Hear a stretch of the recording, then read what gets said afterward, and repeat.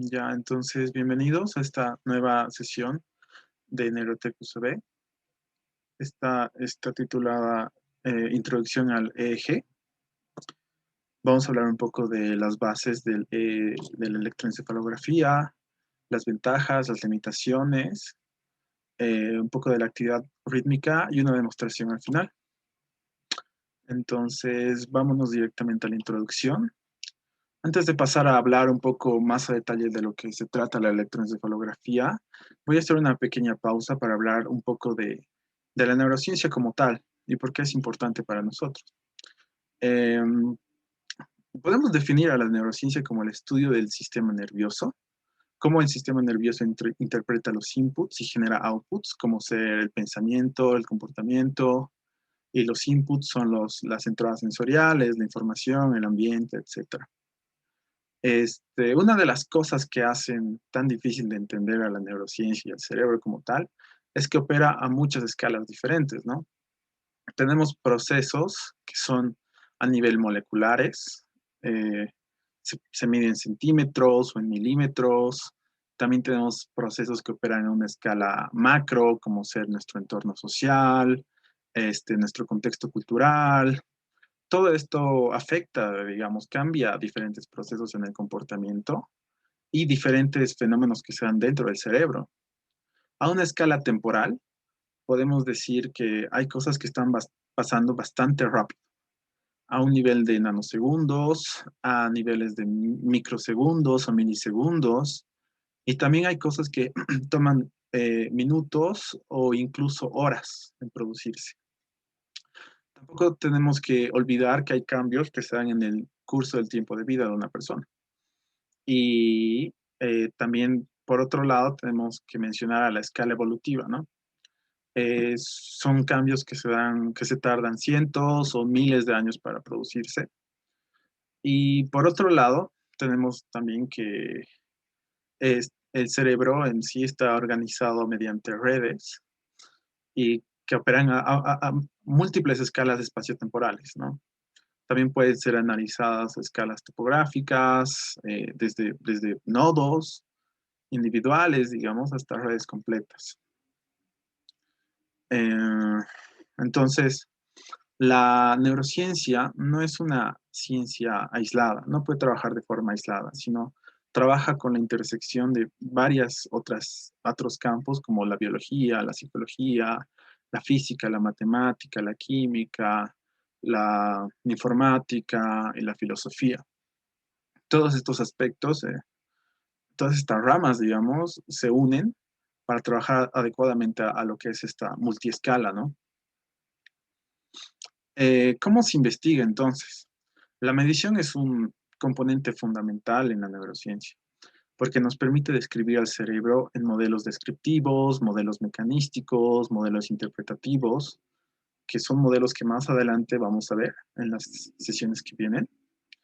Y bueno, entonces para poder crear estos modelos siempre hacemos uso de algún tipo de medición, en algún tipo de escala. Ya puede ser a escala de canales de iones, circuitos de neuronas, redes, etcétera, ¿no?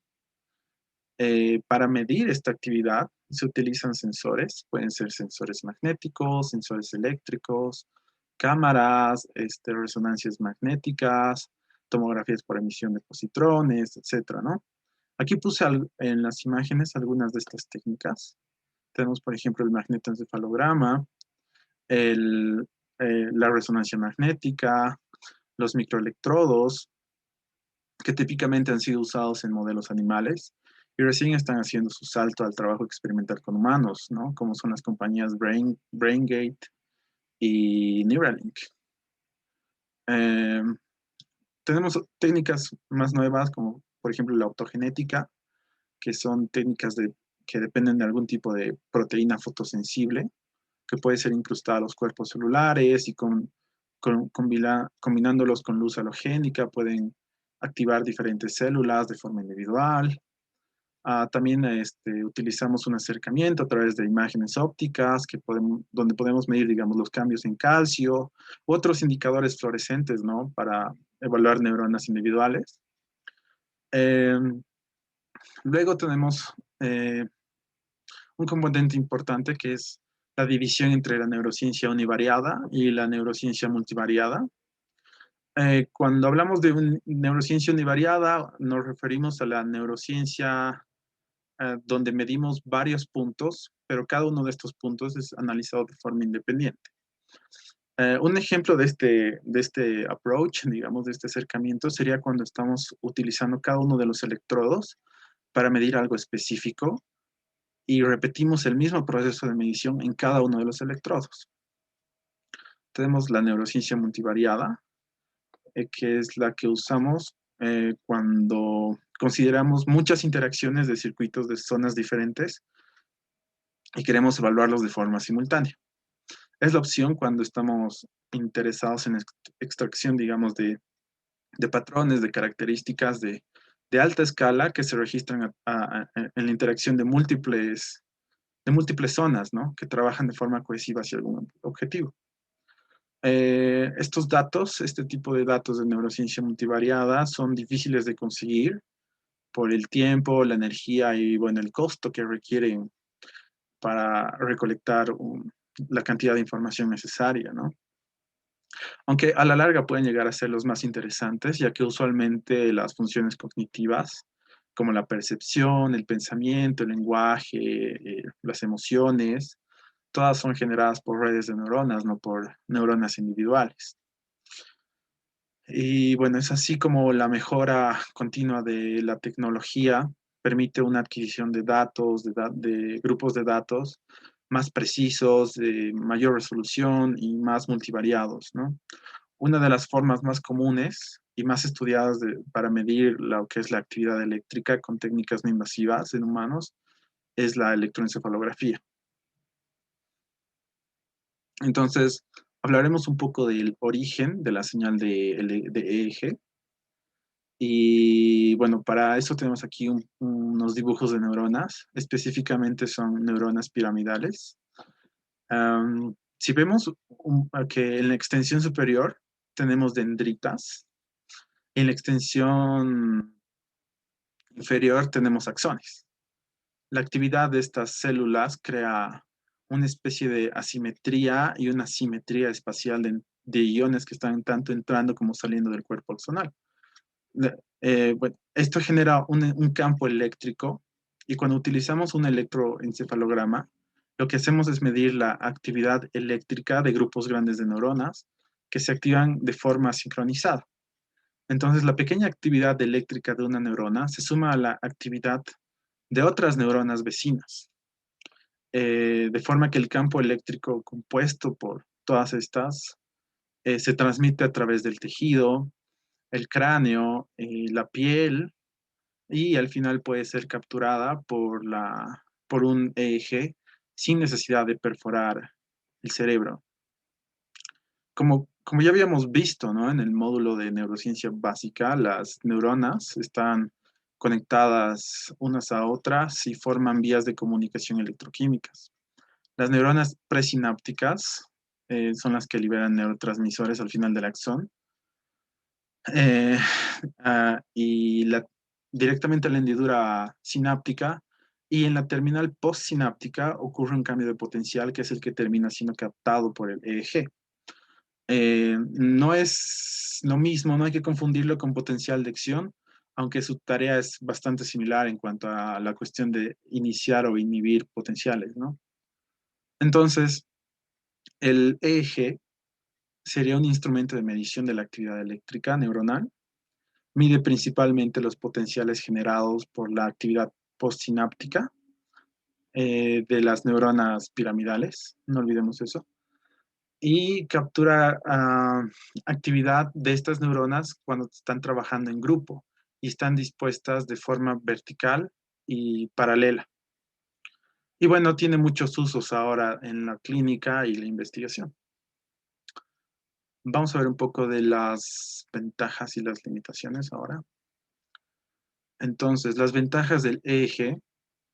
Eh, una de las ventajas más importantes es que tiene alta resolución temporal. Las mediciones se realizan en milisegundos y eso es algo cercano a a la escala en la que están ocurriendo las sinapsis en el cerebro. Es una forma de medición directa porque mide los cambios de voltaje eléctrico al mismo tiempo en que ocurren, a diferencia de otro tipo de técnicas que, por ejemplo, miden la actividad metabólica, por ejemplo. Es multidimensional porque nos ofrece mediciones de tiempo, mediciones de espacio, en frecuencia, poder, fase.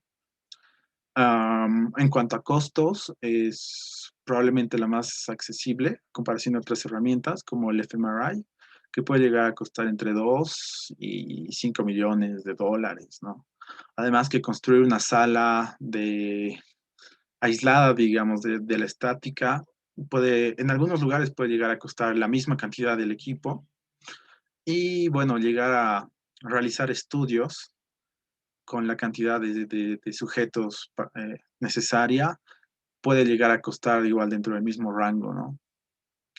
Otro aspecto es que también es un instrumento no invasivo y, bueno, invasivo quiere decir que no deja secuelas, entonces eh, es una ventaja importante. Desventajas. Bueno, no es ideal para problemas que requieren de una localización funcional precisa, ¿no? Su resolución espacial es poca. No es ideal para procesos cognitivos lentos, como por ejemplo la cognición social o la afectividad, ¿no? Que puede medirse mejor con otro tipo de técnicas, como por ejemplo la resonancia magnética funcional. La proporción de signal to noise es baja, por lo que hacen falta procesos de análisis muy sofisticados y un número relativamente grande de sujetos para extraer la información necesaria de electroencefalografía. Y bueno, como habíamos visto, eh, el eje recoge actividad eléctrica producida por grupos de neuronas que se encuentran orientadas verticalmente y de forma paralela. Entonces, en los surcos del cerebro, la actividad producida por estas células piramidales se anula al estar orientadas de forma opuesta, por lo que nunca llegamos a registrar la actividad de este tipo de zonas. No es ideal para estructuras profundas. Bueno, ahora vamos a ver un poco de la actividad rítmica. La actividad rítmica está dividida en bandas de frecuencia. Estas bandas en realidad surgieron porque la actividad rítmica en ciertos rangos de frecuencias tiene cierta distribución específica alrededor de la cabeza, ¿no? Del cuero cabelludo. Y esto tiene una significación biológica importante. Estas bandas se extraen eh, utilizando métodos espectrales que están disponibles en todos los softwares para el análisis de electroencefalografía. Las bandas conocidas como el alfa, beta, teta, delta, son nomenclaturas que se utilizan para significar la mayoría de las señales de eje, utilizadas pre- mayormente por los que tienen práctica clínica, ¿no? Algunas publicaciones, y esto es muy importante, ofrecen distintos rangos de bandas, por lo que se puede encontrar literatura un poco contradictoria al respecto, ¿no?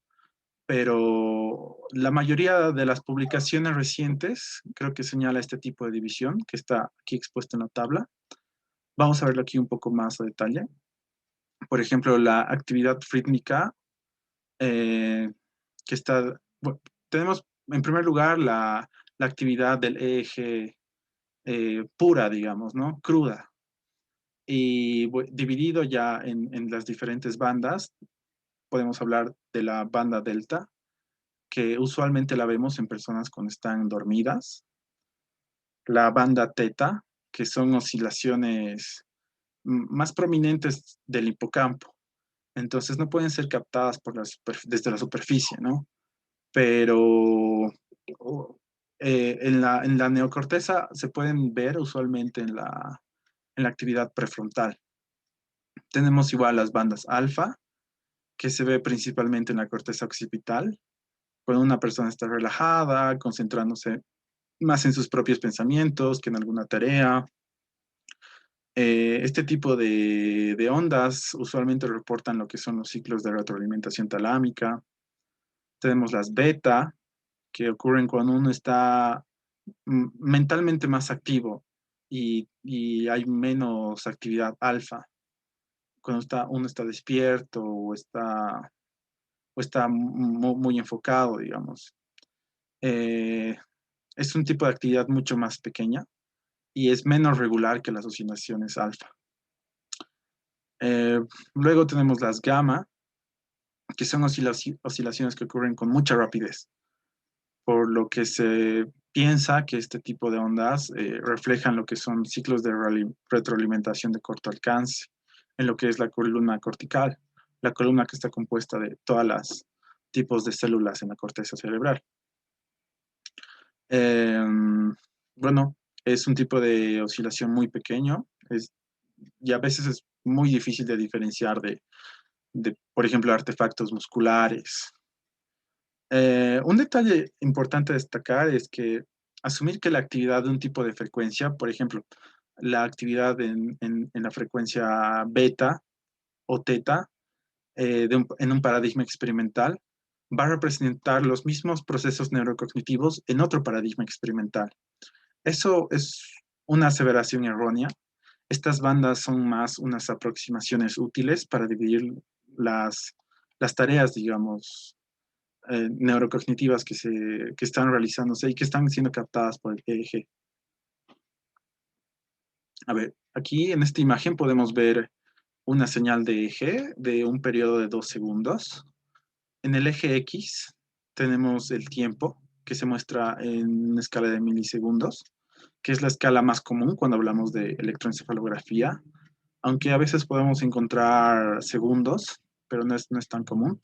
Vale la pena recalcar que hay 1000 milisegundos en un segundo, y en el eje Y tenemos lo que es el voltaje, usualmente expresado en microvoltios. Igualmente, un microvoltio es una millonésima de voltio.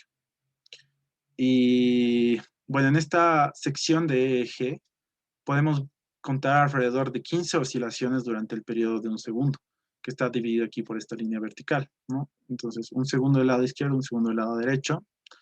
Eh, lo que quiere decir es que estas oscilaciones están alrededor de los 15 hercios. Por lo tanto, entraría dentro de la actividad de frecuencia beta.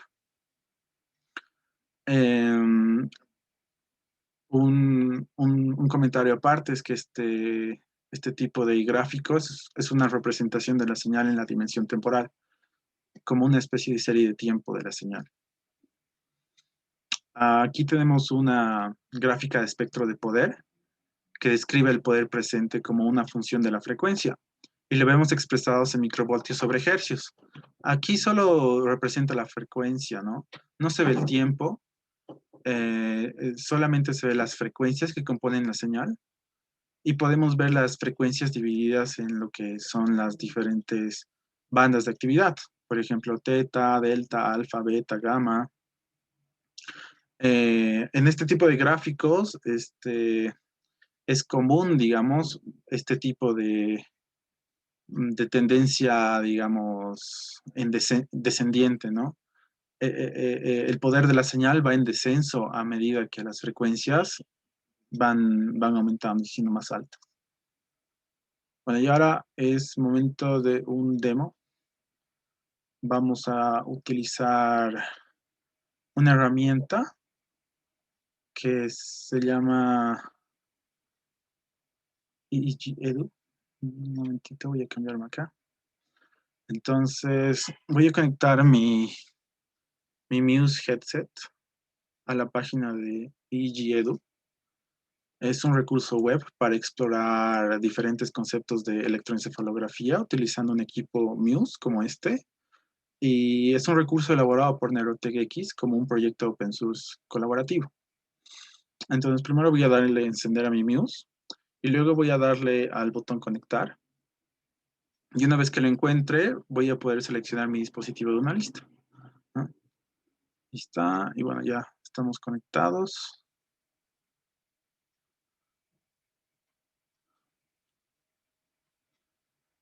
Ahora vamos a poder ver la actividad cerebral de mi cerebro en vivo.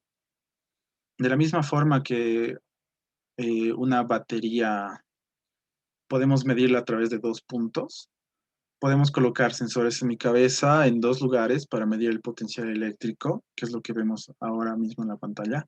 Hay mucho ruido por el hecho de que estoy hablando. Entonces, si me callo un segundo, van a ver mejor la señal.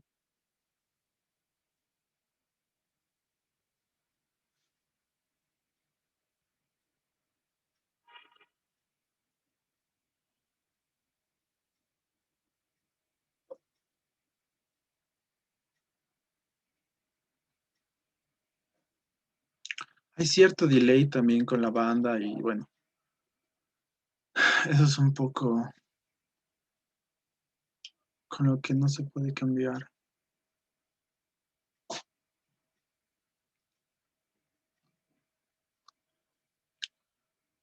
Am, a medida que se va estabilizando la señal, voy a ir mostrándoles otros componentes que tenemos acá. Esto. Como habíamos visto en la primera sesión de introducción a las BCIs, los electrodos de EEG tradicionalmente se colocan en ubicaciones que son regulares, ¿no? Que cubren la superficie de la cabeza, a los que denominamos montajes. Cada ubicación tiene un nombre compuesto por la combinación de letras y números. Y bueno, este es un montaje del estándar 1020. Este montaje representa la ubicación de los canales del Muse que tengo puesto ahorita y utilizando colores, ¿no? El canal negro, en este caso, es un canal de referencia, que es el que está justamente acá. Y bueno, este dispositivo Muse trabaja a una tasa de muestreo de 256 hercios. Mm, Veamos un poquito más. Ahora que tenemos un background un poquito más claro de cómo se genera esta señal, eh, podemos ver una señal particular tomada de electrodo TP9, que es el que está en la posición superior a mi oreja izquierda.